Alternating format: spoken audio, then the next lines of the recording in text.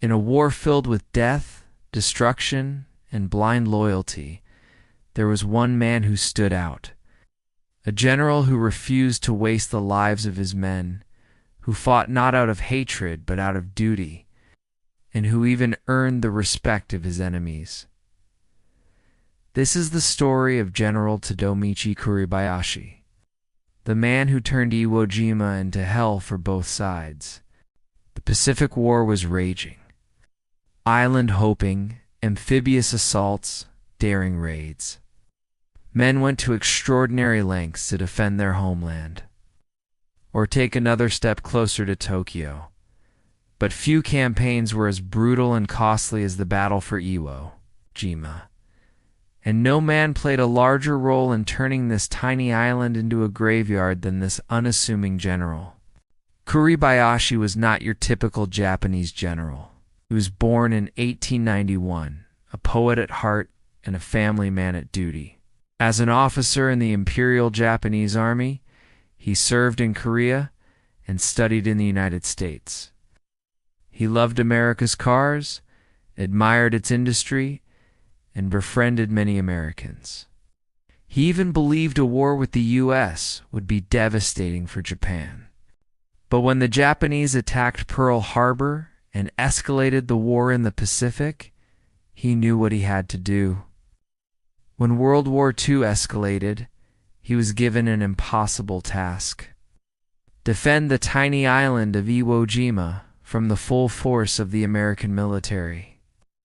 Iwo Jima was just 8 square miles of volcanic rock, but it was strategic, sat right between the U.S. and Japan, and the Americans needed it as a base to get closer to Tokyo.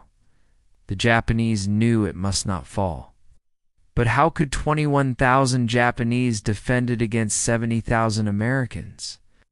Kuribayashi made a radical decision. He ordered the construction of a vast underground tunnel system.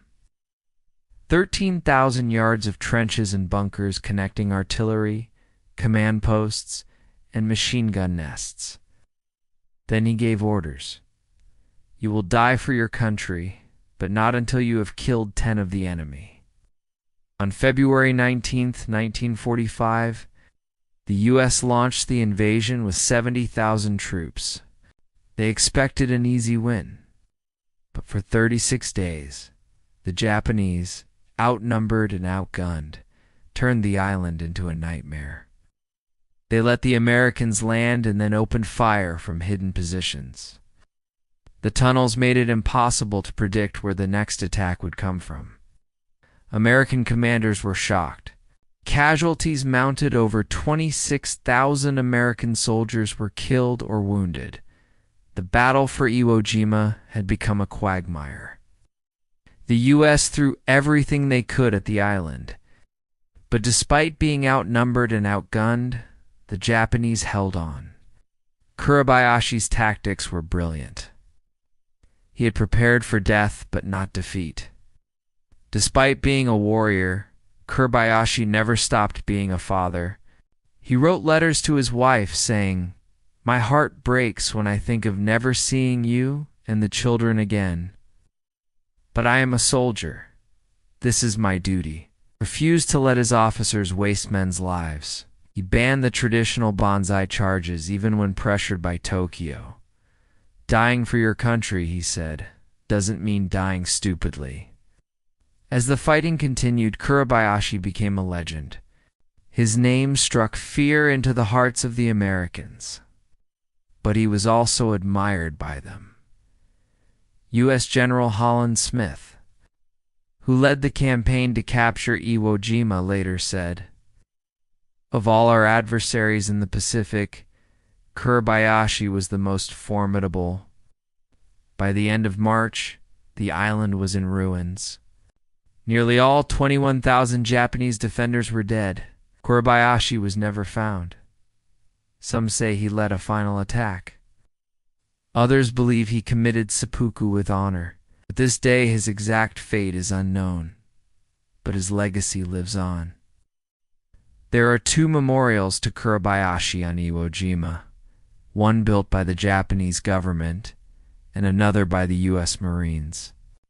They come together at the top of Mount Suribachi, the island's highest point and the site of one of the war's most famous photographs.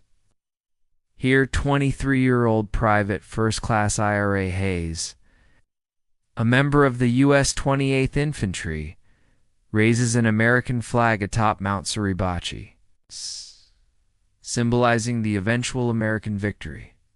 But behind him, almost unnoticed, is a Japanese flag fluttering in the wind, a reminder that this battle was not just an American victory, but a human one. For in war, it's not always the victors who win. If you want to know more about incredible people from history, stay tuned for more stories.